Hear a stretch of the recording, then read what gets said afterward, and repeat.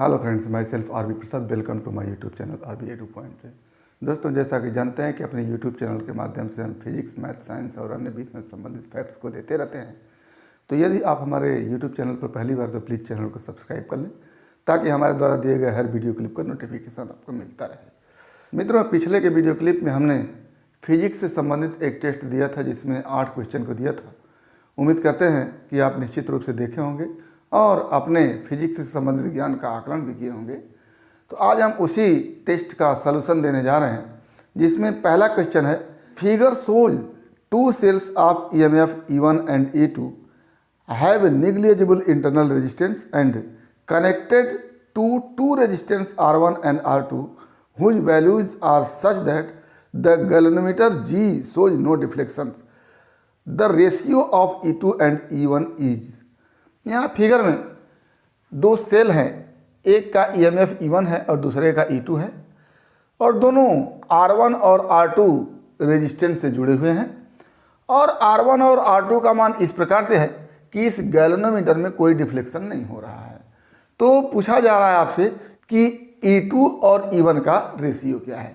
तो इस सवाल में आपसे बताया गया है कि गैल्वेनोमीटर में किसी प्रकार का डिफ्लेक्शन नहीं है, यानी यहाँ से बहने वाली धारा का मान 0 है।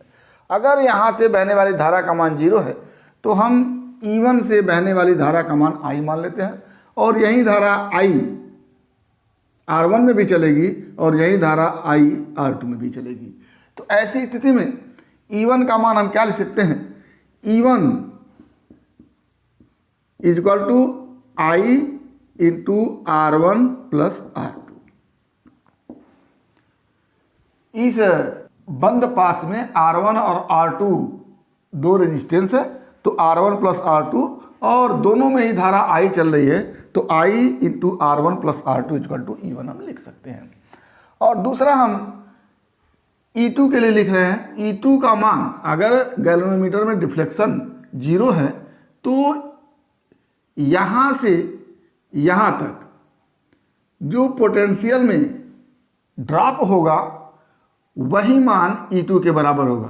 तो यहाँ से यहाँ तक पोटेंशियल में ड्रॉप कितना होगा, I धारा बह रही है और R1 रेजिस्टेंस है, तो I into R1 potential drop होगा और वही पोटेंशियल ड्रॉप E2 के बराबर होगा। तो यहाँ से क्या हो जाएगा, E2 is equal to I into R1। और आपसे पूछा गया है E2 बाई E1, तो निकाल लीजिए आप E2 by E1 is equal to I R1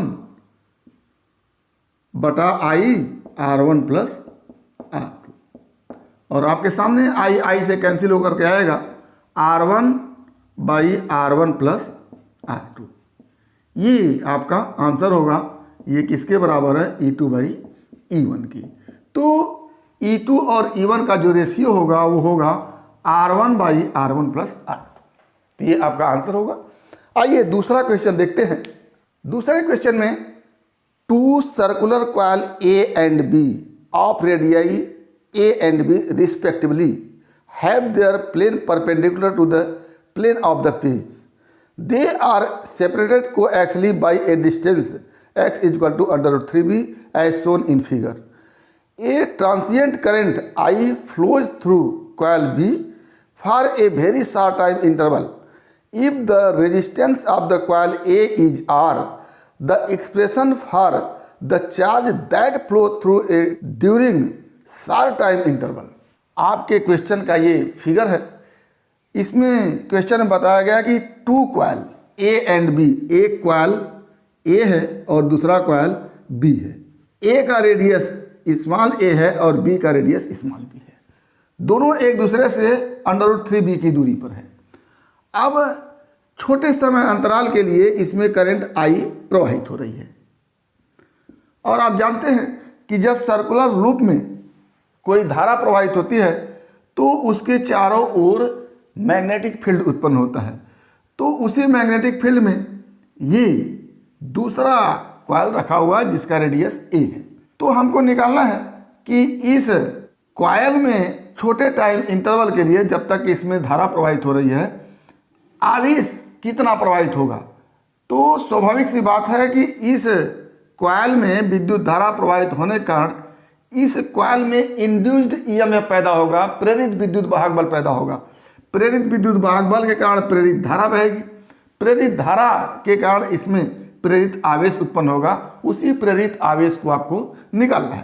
तो क्या करेंगे आप, हमको सबसे पहले निकालना होगा इंड्यूस्ड ईएमएफ, और इंड्यूस्ड ईएमएफ निकाल करके हम आर से भाग दे करके इंड्यूस्ड करंट निकालेंगे, और उस इंड्यूस्ड करंट में समय से गुणा करके इंड्यूस्ड चार्ज निकालेंगे, या जितना चार्ज फ्लो हुआ है उसको निकालेंगे। तो पहले हम निकालेंगे बी क्या है, उसके बाद निकालेंगे phi is equal to B into a, उसके बाद निकालेंगे d phi upon D t, जिसको हम कहते हैं ई, और यही ई क्या है, पोटेंशियल डिफरेंस है, भी है। उसके बाद निकालेंगे i is equal to e by r, और इसके बाद निकालेंगे q is equal to I into t. इतना हमको करना है। तो पहले इस कॉइल से गुजरने वाले चुंबकीय फ्लक्स के लिए बी का मान यहाँ पर निकालना है। तो बी के मान के लिए फॉर्मूला क्या होता है, B is equal to mu zero upon two into I B square by B square plus √3b का होल स्क्वायर, और पूरे के पावर क्या होता है 3/2। ये फार्मूला है।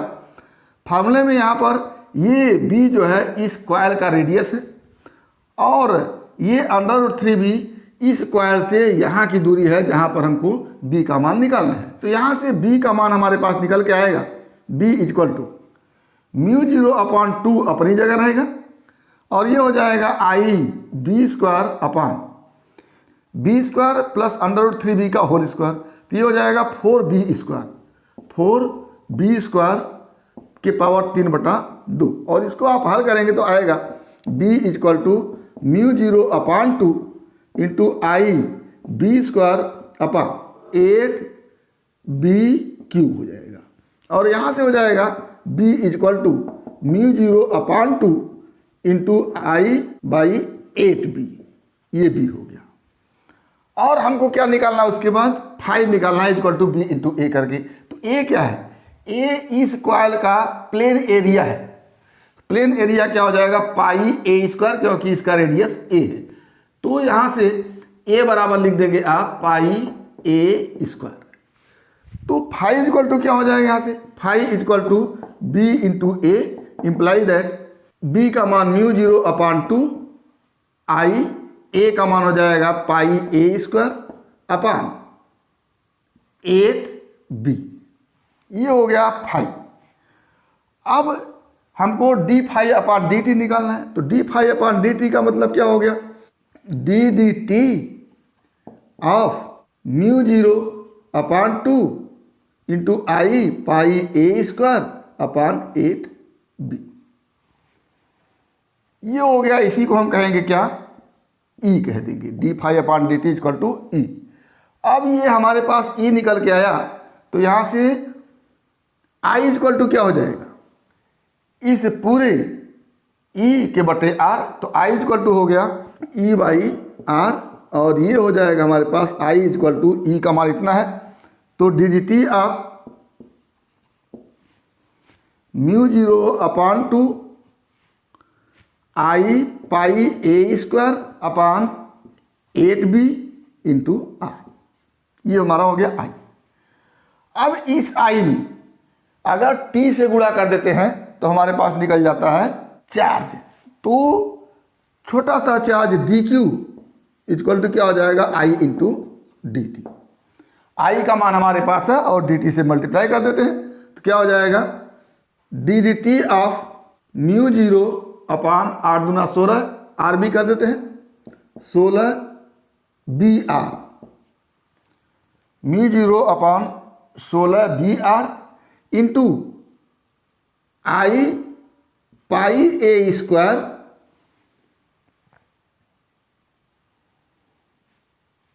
Into D T. ये हो गया। अब ये डी टी से क्या हो गया, कैंसिल हो गया। तो अब डी क्यू इक्वल टू क्या हो जाएगा, यहां से mu zero upon 16 B R into pi A square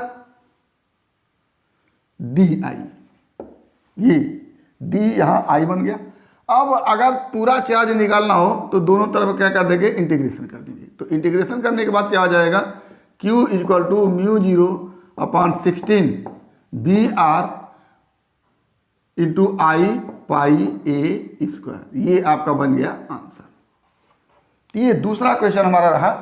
अब आइए तीसरा क्वेश्चन देखते हैं। तीसरा क्वेश्चन है, a current carrying cylindrical conductor p q is lying along x axis with its end P at x equal to 0. The cylinder has a uniform cross section and it is made of an alloy whose resistivity varies with x as rho is equal to ax plus b, where a and b are positive constant. Which of the graph shows in figure represent the variation of potential difference v with x? ये आपका तीसरे question संबंधित figure है। यहाँ पर एक cylindrical conductor है, इस सिलिंड्रिकल कंडक्टर का end P x equal to 0 पर है, x इक्वल टू 0 पर है और करंट इस डायरेक्शन में फ्लो कर रही है। तो इसका जो रेजिस्टिविटी रो है वो वेरी कर रही है ax प्लस b के हिसाब से, यानी x जैसे जैसे बढ़ेगा वैसे वैसे रो का मान क्या होगा, बढ़ेगा। तो इन दोनों इंड के बीच पोटेंशियल डिफरेंस और यक्स के बीच जो ग्राफ होगा, उस ग्राफ के विषय में पूछा गया कि वो ग्राफ कैसा होगा। तो हमको निकालना होगा v और v का मान यक्स के फॉर्म में निकलना चाहिए। तो v के लिए हम फार्मूला जानते हैं, v equal to I into are.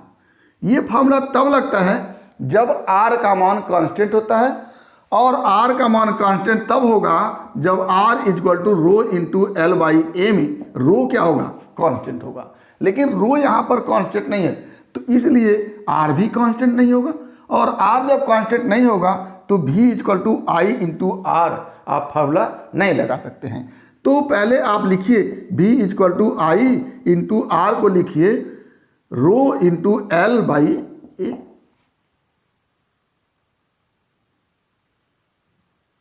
और रो का मान आप रखिए क्या, v equal to I into rho a x plus b into L by a.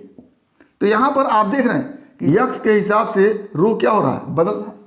तो ऐसी स्थिति में छोटे से सिलेंडर के छोटे से स्ट्रिप, छोटे से पार्ट जिसकी मोटाई डी एक्स है, उस डी एक्स का हम क्या निकालेंगे, रेजिस्टेंस निकालेंगे, और उस रेजिस्टेंस को निकाल करके छोटा सा पोटेंशियल डिफरेंस डी वी निकालेंगे।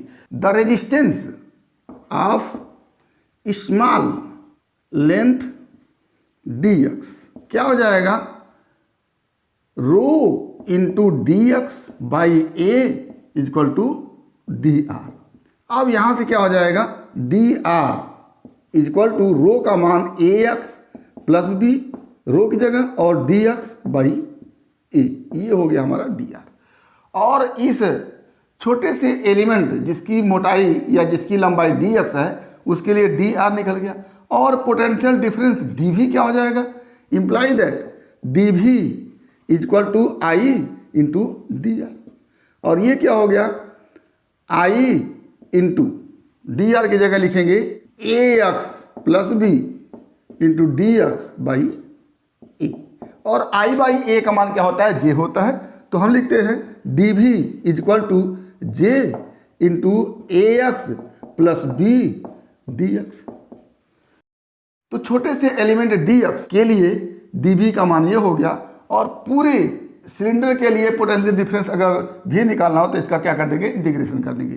क्या हो जाएगा, टोटल पोटेंशियल डिफरेंस भी इक्वल टू इंटीग्रेशन कर देंगे डी वी का इक्वल टू 0 टू एक्स, क्या डी वी का मान हो गया जे a x plus B D x, और इसको आप इंटीग्रेट कर देंगे तो v इक्वल टू आ जाएगा J into A x square by 2 plus b x, और लिमिट ले लेंगे 0 टू एक्स। तो x का मान रखेंगे तो ये आएगा, और 0 का मान रखेंगे 0 आएगा। तो v इक्वल टू क्या हो गया, जे a x square by 2 plus b x, और ये इक्वेशन हो जाता है पैराबोला का। This is the equation of parabola. तो पैराबोला का ये इक्वेशन है और जिसको आपको ऑप्शन बी में दिखाया गया है। तो इसमें ऑप्शन बी सही है कि ये वेरिएशन जो भी का एक्स के साथ है ये पैराबोलिक होगा। ठीक है, तो ये हमारा तीसरा क्वेश्चन हो गया। आइए चौथा क्वेश्चन देखते हैं। चौथा क्वेश्चन है कि the magnitude of the current density J flowing normally through a circular area of radius R varies with the radial distance as J is equal to 3AR + 2B where A and B are constant the current through the circular area is। क्या है, एक circular area है इस तरह से और current इस centre से नॉर्मली बाहर की तरफ फ्लो कराया जा रहा है इस तरह से, और जो करंट डेंसिटी है वो J is equal to 3AR + 2B के हिसाब से बदल रहा है। जैसे जैसे यहाँ से दूरी बढ़ रही है वैसे वैसे J का मान क्या होगा, बदलेगा, क्योंकि R बदलने से J क्या हो रहा है, बदल रहा है। तो ऐसी स्थिति में इधर की तरफ जो करंट फ्लो होगा I के लिए फार्मूला का डेरिवेशन आपको करना है। तो आप I इज इक्वल टू क्या लिखते हैं, J × A लिखते हैं, ये लिखते हैं I is equal to J × A तब लिखते हैं जब A का मान कांस्टेंट होता है। इस तरह से कोई कंडक्टर होता है इस तरह से और इसमें करंट I इस डायरेक्शन में चलती है और इस A का मान जितना यहाँ है उतना यहाँ है उतना ही यहाँ है।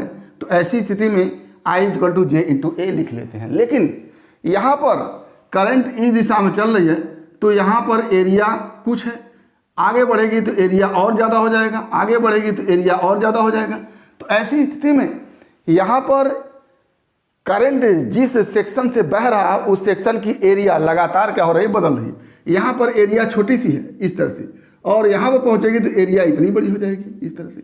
तो ऐसी स्थिति में ये फार्मूला आप डायरेक्ट नहीं लगा सकते हैं। तो इसके लिए एक स्टेप लेते हैं DR मोटाई का। तो ये मोटाई क्या हो गया, DR हो गया।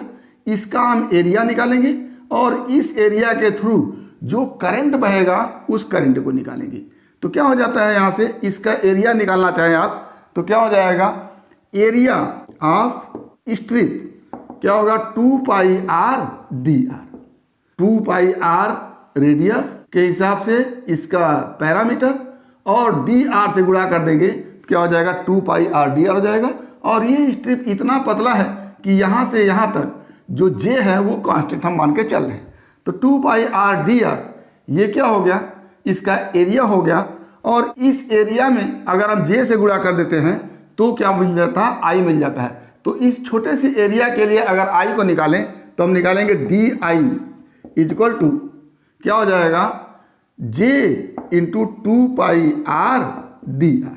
ठीक, और J का मान आप जानते हैं क्या हो, 3AR और + 2B ये J हो गया × 2πr × dr। ये करंट हो गया इस छोटे से एरिया के लिए। और पूरे एरिया के लिए अगर करंट निकालना है तो इसको हम क्या कर देंगे, इंटीग्रेट कर देंगे। 0 से कहाँ तक, R तक इंटीग्रेट करेंगे। तो R क्या है, इस सर्कुलर डिस्क का रेडियस है। तो यहाँ से हो जाएगा total current I is equal to इस DI का हम इंटीग्रेट करेंगे 0 से R तक और यहाँ से DI का मान हो जाएगा 3AR + 2B × 2πr × dr। और क्या हो जाएगा, ये तो पूरा करंट I हो जाएगा और ये होगा हमारा 3AR² + 2BR और यहाँ से कर देंगे 2π और यहाँ से कर देंगे dr।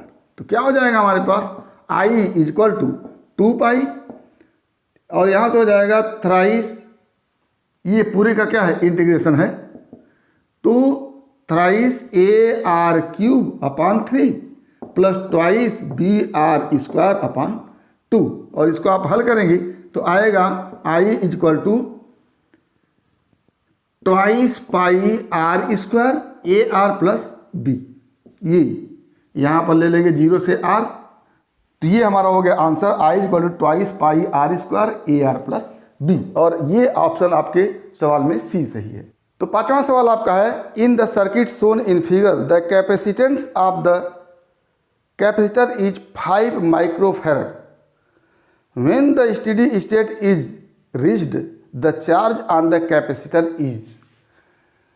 इसका कैपेसिटेंस है 5 माइक्रोफैरड और कहा जा रहा है कि जब इस सेल से करंट आई प्रवाहित होगी और मैक्सिमम स्थिति पर पहुंच जाएगी, स्टेडी स्टेट पर पहुंच जाएगी, तो ऐसी स्थिति में इस कैपेसिटर के प्लेटों पर चार्ज कितना होगा, वही चार्ज आपसे पूछा गया है।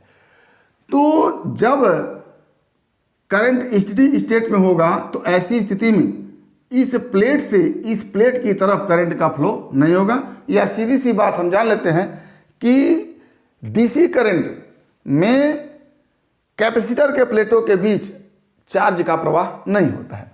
तो यानी इस 30 ओम के रेजिस्टेंस में कोई भी करंट नहीं बहेगा। एक तरह से ये जो ब्रांच है इसमें करंट नहीं बहेगा। तो ऐसी स्थिति में करंट इसमें चलेगा और इन दोनों में चलेगा। तो ये दोनों पैरेलल में है, तो इन दोनों के लिए R क्या हो जाएगा, R इक्वल टू क्या लिखेंगे, 10 गुणे 15 बटे 10 प्लस 15। क्या हो गया यहाँ से 150 बटे 25, तो R इक्वल टू हो गया 6 ओम। अब यहाँ R इन दोनों की जगह 1 रख सकते हैं और इसका कोई मतलब नहीं है, तो ये 4 ओम और ये सीरीज में हो जाएंगे। तो टोटल रेजिस्टेंस क्या हो जाएगा, total resistance equal to 4 ohm plus 6 ohm equal to 10 ohm. ये 10 ओम रेजिस्टेंस हो गया। अब 10 ओम रेजिस्टेंस जो होगा वो पूरे सर्किट का होगा। ऐसी स्थिति में करंट का मान कितना हो जाएगा, current in the circuit equal to 12/10 यानी एम्पियर, ये करंट हो गया। अब इस करंट के कारण इस 4 ओम में पोटेंशियल ड्रॉप कितना होगा, निकालिए इसको। पोटेंशियल डिफरेंस इन 4 ओम क्या हो जाएगा, 4 इंटू 1.2 इक्वल टू 4.8 वोल्ट। यहां पर पोटेंशियल डिफरेंस इतना हो गया। अब इस दोनों को अगर एक रेजिस्टेंस मान लिया जाए जिसका रेजिस्टेंस 6 ओम है, तो इन प्लेटों के बीच पोटेंशियल डिफरेंस उतना ही होगा जितना कि इस 6 ओम में पोटेंशियल ड्रॉप होगा। तो क्या लिखेंगे, potential difference between the plate equal to potential drop within 6 ohm. तो क्या हो जाएगा यहाँ से, इक्वल टू लिखेंगे 1.2 इंटू 6, क्या हो जाएगा 7.2 वोल्ट।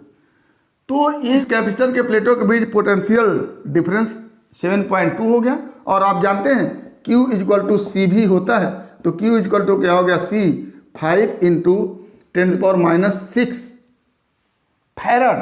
वहाँ पर 5 माइक्रोफैरड है, 5 माइक्रोफैरड है, तो यहाँ पर क्या हो जाएगा 5 इंटू 10⁻⁶ फैरड इंटू भी 7.2, क्या हो जाएगा 5 2 जा 10, 0 5 7 जा 35, 36 हो गया, 36 इंटू 10⁻⁶ कुलाम, या इसी को लिख सकते हैं 36 माइक्रो कुलाम। ये आपका आंसर हो गया और ये आंसर आपके ऑप्शन डी में है। तो 36 माइक्रो कुलाम आपका आंसर हो गया। आइए छठवां क्वेश्चन देखते हैं। छठवां क्वेश्चन है कि the mass of the planet is 1/10 that the earth and the diameter is half of that earth. The acceleration due to gravity at the planet will be. एक प्लेनेट है जिसका मास अर्थ का 1/10 है और डायमीटर अर्थ का हाफ है। तो ऐसी स्थिति में acceleration due to gravity on the planet पूछा जा रहा है। तो आप acceleration due to gravity g के लिए फॉर्मूला जानते हैं, जी इक्वल टू G/mE/RE का स्क्वायर।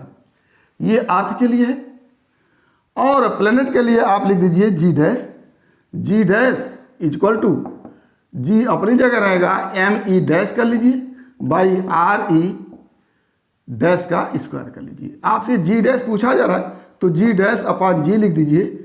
ये हो जाएगा G से कैंसिल होगा, आपके सामने बचेगा RE अपॉन RE डैश का whole square into ME dash upon ME।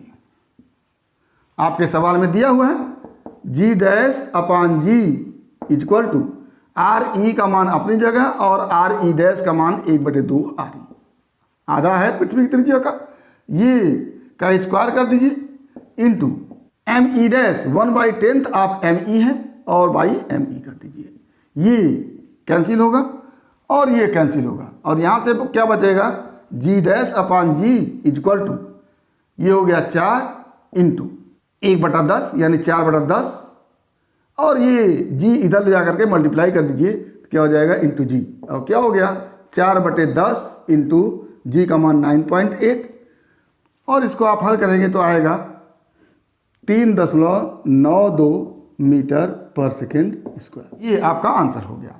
अगला क्वेश्चन हम 7वां क्वेश्चन देखते हैं। 7वां क्वेश्चन है कि the radius of the earth suddenly decrease to 80% of its present value, the mass of the earth remaining the same, the value of the acceleration due to gravity will be. तो क्या कहा जा रहा है कि अर्थ का रेडियस अपने प्रारंभिक रेडियस का 80% हो गया और मास सेम रह गया, तो आपको एक्सेलरेशन ड्यू टू ग्रेविटी निकालना है। तो वर्तमान में जी के लिए लिखते हैं आप G equal to G M E upon R E का स्क्वायर, ये वर्तमान के लिए है। अब जो आर ई है वो 80% डिक्रीज हो जा रहा है, यानी आर ई डैश जो नया बनेगा वो 80% का मतलब 80/100 इंटू आर ई हो जाएगा और ये क्या हो गया R E dash equal to 0.8 R E, ये और मास सेम है तो जी डैश इक्वल टू क्या हो जाएगा, मास वही है तो जी एम ई रहेगा और आर ई की जगह 0.8 आर ई का स्क्वायर कर लीजिए, तो G dash upon G equal to हो जाएगा 1/0.64, ये आ जाएगा। यहाँ से हो जाएगा जी डैश इक्वल टू जी अपान 0.64, ये नया जी हो गया। अब आपका आंसर चूंकि परसेंटेज में दिया हुआ है तो परसेंटेज में परिवर्तन क्या होगा उसको देखते हैं। तो क्या हो जाएगा इंक्रीज इन ग्रेविटी, क्या लिखेंगे जी डैश माइनस जी, ये क्या हो जाएगा जी अपान 0.64 माइनस जी, जी कॉमन लेके 1/0.64 माइनस 1 और ये क्या हो गया जी कॉमन लेकर के 1 माइनस 0.64/0.64 ये, और फिर जी कॉमन लेकर क्या हो जाएगा जी कॉमन लेकर के 0.63/0.64, ये क्या है इंक्रीज है जिसको डेल्टा जी से लिख देते हैं। अब परसेंटेज में इंक्रीज क्या हो जाएगा इक्वल टू टोटल इंक्रीज बटा इनिशियल गुणे 100 और ये हो जाएगा हमारे पास 0.36/0.64 जी अपान जी इंटू 100 और ये आप जी जी से कैंसिल करेंगे, क्या हो जाएगा यहाँ से 36/64 इंटू 100 और ये परसेंटेज बन के आएगा 56%।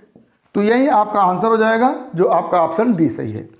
अगला सवाल है कि a cylindrical metal tube of length L and resistivity rho has inner radius a and outer radius b, the resistance of the tube between the inner and outer surface is.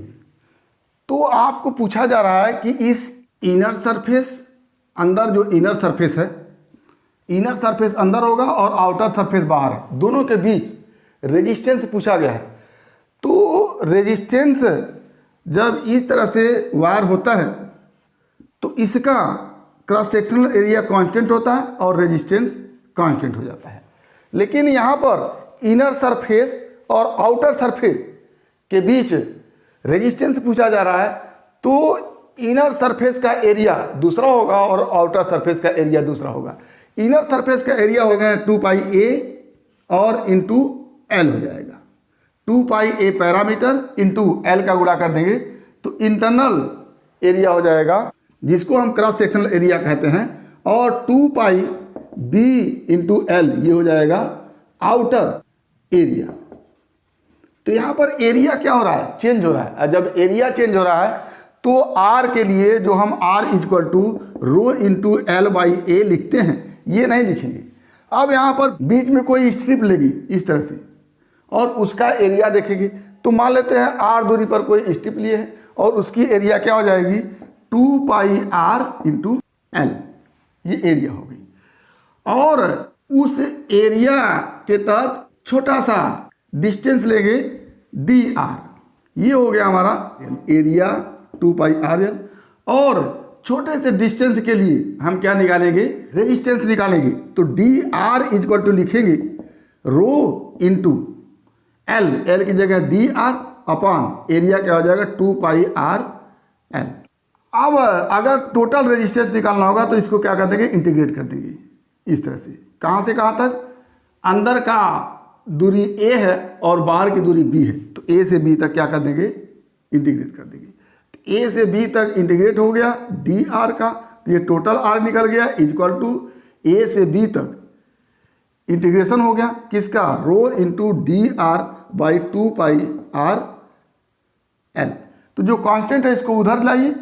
अब ये पूरा हो गया R equal to A to B rho D R upon R into 1/2 pi L. तो 1/2 pi L को इधर लाइए तो क्या हो जाएगा 2 pi L into R equal to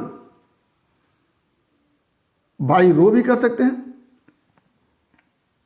रो भी इधर आ जाएगा equal to A to B D R upon R, यानी 1/r डी आर।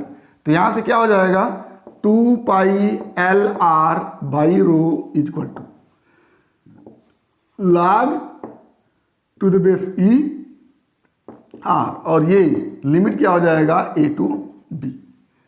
अब यहां से क्या आ जाएगा हमारे पास 2 pi L R upon rho equal to log B बटा ए, और यहां से हो जाएगा R equal to rho upon 2 pi L log B by A. ये हमारा क्या हो गया रेजिस्टेंस। तो यही हमारा आंसर हो गया। इस तरह से हमने 8 क्वेश्चन को देखा। उम्मीद करते हैं कि इस हल से आपको निश्चित रूप से लाभ होगा। यदि वीडियो क्लिप पसंद आया तो लाइक करेंगे, शेयर करेंगे, साथ ही हमारे यूट्यूब चैनल को सब्सक्राइब अवश्य करेंगे ताकि हमारे द्वारा दिए गए हर वीडियो क्लिप का नोटिफिकेशन आपको मिलता रहे और आपकी फिजिक्स की मुकम्मल तैयारी होती रहे। तो आज बस इतना ही। अगला टॉपिक अगले वीडियो क्लिप में एक बार फिर आपके भविष्य के लिए बेस्ट ऑफ लक। धन्यवाद।